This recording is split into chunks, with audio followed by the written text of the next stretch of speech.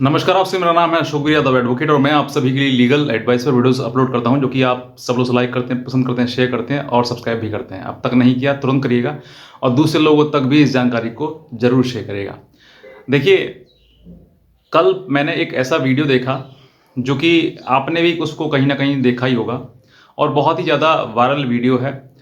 उस वीडियो में ये था कि पटना हाई कोर्ट के जज साहब हैं, उनके सामने कोई एक ऐसा केस आया कि लड़की रहती है बिहार में, पटना में, और उसने एक केस किया पटना में और दूसरा केस किया आरा जिला में, जो कि बिहार का ही एक जिला है, आरा जिला।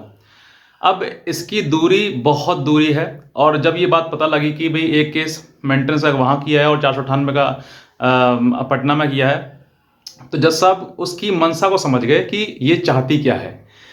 वो सिर्फ और सिर्फ क्योंकि आरा और पटना में काफ़ी डिस्टेंस है, तो आने जाने में बहुत ज़्यादा दिक्कतों का सामना करना पड़ेगा विपक्षी को, जो पति है, पति परिवार वाले हैं।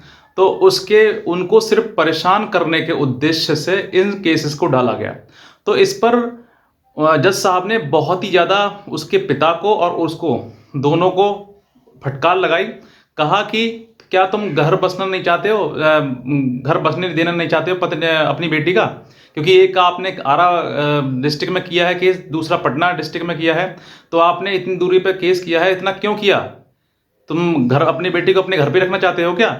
तो उन्होंने जो है वो कोई फिर जवाब नहीं दे पाए और इस बात को काफ़ी मतलब वायरल किया गया और बहुत सारे लोगों ने देखा गया। तो आज मैं आपको वही चीज़ बताता हूँ कि मान लो जी बहुत सारे ऐसे केसेस होते हैं जहाँ पर बेटी का घर बिगाड़ने में सबसे ज़्यादा योगदान जो है वो माता पिता का ही होता है। अब कारण क्या होता है उसके लिए कि कहीं ना कहीं देखिए, हर घर में कोई भी आप लड़की की एक शादी क्या, दो शादी, तीन शादी, कितनी भी शादी कर दो आप, लेकिन कहीं पर फिर भी वही चीज़ें कहीं ना कहीं वापस आएंगी। क्योंकि हर घर में जब बेटी आपकी विदा होकर ससुराल जाती है तो उसमें नया माहौल मिलता है, नए लोग मिलते हैं, नए नियम से होते हैं, वहाँ के सब कुछ नया होता है। तो उन सब चीज़ों को समझने में जो दिक्कतों का सामना करना पड़ता है, जो संघर्ष करना पड़ता है, वो स्वयं महिला को करना पड़ता है जिसने शादी करी है। अब उसमें माता पिता का योगदान क्या रहता है कि वहाँ पर ऑपरेट करते हैं माता पिता अपनी बेटी को। मोस्टली कॉमनली देखा जाता है तो माँ, क्योंकि माँ की ट्यूनिंग और बेटी की ट्यूनिंग दोनों की एक होती है। तो वो जो है घर बैठकर अपने फ़ोन से उस फ़ोन पर बातचीत चलती है और ये बातचीत लगातार घंटों घंटों चलती है। जब ये बातचीत घंटों घंटों चलती है तो फिर आप सोच कर देख लीजिए कि ऐसी बातचीत कौन सी है जो माँ बेटी से घंटों घंटों बात कर रही है फ़ोन पर। तो वो सब कुछ अपने घर की एक छोटी सी छोटी बात पत्नी जो है वो अपने मायके में पहुंचाती है। और अगर छोटी सी बात मान लीजिए सास ने कुछ कह दिया कि बेटा बर्तन मांज लो, तो ये बात मायके में पहुंच गई, मम्मी के पास पहुंच गई कि आज मेरी सास ऐसे करी थी कि मुझसे बर्तन मांज लो, तो मैं बर्तन मांजने आई हूँ यहाँ पर, मैं ऐसा करने आई हूँ, वैसा करनी हूँ। इस तरह की चीज़ें जो है वो छोटी छोटी चीज़ें जो हैं बड़ा रूप ले लेती हैं और फिर वो जो माँ बैठी है मायके में वो ऑपरेट करती हैं कि आप ऐसा करो वैसा करो। तो वो सब कुछ चीज़ें जो है वो मायके के हिसाब से चलना शुरू हो जाता है और फिर वो मायके से के ही हिसाब से ऑपरेट होना शुरू हो जाता है। ये सब चीज़ें भाती नहीं है पति परिवार को और वो चीज़ें फिर बिगड़ना शुरू होती हैं, लड़ाई झगड़े शुरू होते हैं और फिर लड़ाई की छोटी छोटी बातें लड़की अपने मायके पहुंचाती है और फिर यही बातें विराट रूप लेकर आप वापस आती हैं या फिर किसी प्रकार से बहुत ज़्यादा झगड़ा बढ़ जाता है और फिर एक दूसरे के हाथ, पति का हाथ उठ जाता है और फिर इस बात को फिर पहुंचाती है मायके और फिर मायके से दो चार लोग आते हैं, फिर आके उनको भी डराते धमकाते हैं। और ऐसा कई बार ऐसा हुआ है कि ये बातें इतनी बढ़ गई हैं कि आपस में मारपीट हो गई है, लड़ाई झगड़ा हो गया है और यहाँ तक कि थाने तक चले गए हैं और जाते ही भी हैं। तो यहाँ पर कहीं ना कहीं बस छोटी सी बात के लिए अब यहाँ पर कहीं ये भी होता है कि पत्नी का जो रोल है ना वो निभाने में वो सक्षम नहीं है महिला, क्योंकि उसको हर बात अपनी मम्मी को बताना है, हर बात अपने मायके में बताना है, क्योंकि उस पर कुछ भी हजम हो ही नहीं रहा और कुछ भी मैनेजमेंट हो ही नहीं रहा है। इसीलिए वो हर बात अपनी माँ को बता रही है और माँ उसको ऑपरेट कर रही है, बेटा ऐसा करो वैसा करो वैसा करो। लेकिन वो भी माँ वो नहीं समझा रही है कि उसको घर कैसे बनाना है, उसको ये समझाना है कि तुम इसका काम ऐसा मत करो, उसका काम ऐसा मत करो। मतलब पूरी बिगाड़ने की प्लानिंग वो शुरू हो जाती है। वो ये समझती हैं कि मेरी बेटी मेरी है लेकिन मेरा दामाद मेरा नहीं है। तो जब अपने दामाद को दामाद नहीं समझते हैं तो फिर वो अपनी बेटी को ही चढ़ाते हैं, अपनी बेटी को चढ़ा चढ़ा कर बिगाड़ देते हैं और फिर वो इतना बिगाड़ देते हैं कि वो हद इतनी बीत जाती है कि एक समय ऐसा आता है कि मुकदमे चल पड़ते हैं और मुकदमे के बाद तलाक पर नौबत आती है और तलाक हो भी जाता है। ये सिर्फ और सिर्फ कहानी एक घर की नहीं है, ये घर घर की कहानियां हैं। इसीलिए कोर्ट भी आज ये देखते हैं, सोचते हैं कि इतने मुकदमे, इतने तादाद में परिवार क्यों बिगड़ रहे हैं। तो कहीं ना कहीं वो समस्या इतनी है कि आपको वो सुलझानी नहीं आ रही है, घर बनाना नहीं आ रहा है, चलाना नहीं आ रहा है, तो कहीं ना कहीं सहन करने की आपकी जो क्षमता है वो खत्म हो चुकी है। इसी कारण से आपको आपके घर परिवार बिगड़ रहे हैं। और सबसे पहले इसमें भूमिका महिला की भी आती है, जो पत्नी बनकर किसी घर में गई है उसको भी संभालना चाहिए। क्यों छोटी छोटी बातें अपनी माँ को बतानी है? क्यों आपको अपना घर आके आप पे संभल नहीं रहा है? अगर आप पे अपना घर नहीं संभल रहा है तो फिर ये बात, अपनी लड़ाई झगड़ा या छोटी मोटी बातें जो मन में आपको कर रहा है वो अपनी सास से पूछिए ना, कि मुझे करना क्या है मम्मी, मैं गलती हो गई, मेरे से क्या गलती हो रही है वो बताइए ना। मैं वहीं पर आप पूछिए, समाधान लीजिए ना। अगर आप उसको उस घर में रहना है तो सास से पूछिए, उस माँ से पूछिए जिस माँ ने अपने बेटे को जन्म दिया है। वो घर चलाना है आपको, दूसरे का घर चलाना है, और दूसरे का घर चलाने के लिए आप अपने घर से ट्रेनिंग नहीं लें। अगर लेंगे तो परेशानी आपको ही आएगी। अब ऐसा हर व्यक्ति परिवार भी ऐसा नहीं होता है।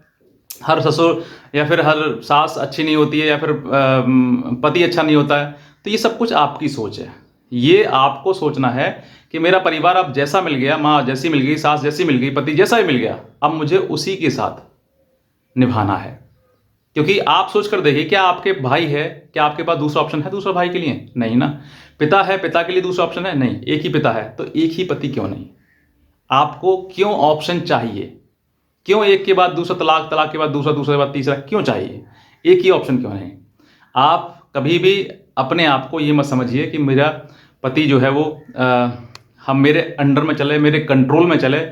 जो जिस घर में, जिस ससुराल में माँ की चलती है, महिला की चलती है ना, मतलब मायके में, वो बेटी अपनी ससुराल में जाकर भी वो अपनी ही चलाएगी। और अपनी जब चलाएगी तो वो हर परिवार को नहीं भाती हैं। कुछ परिवार नहीं उस पर विद्रोह करना शुरू कर देते हैं कि भाई तुम अपनी चला रहे हो तो हमारी चलेगी, तो इस तरीके से लड़ाई फिर झगड़ा हो जाता है। तो आप अपनी ना चलाकर आप उसी परिवार की चलाइए जिस परिवार में आप गई हैं। अपनी क्यों चलानी है?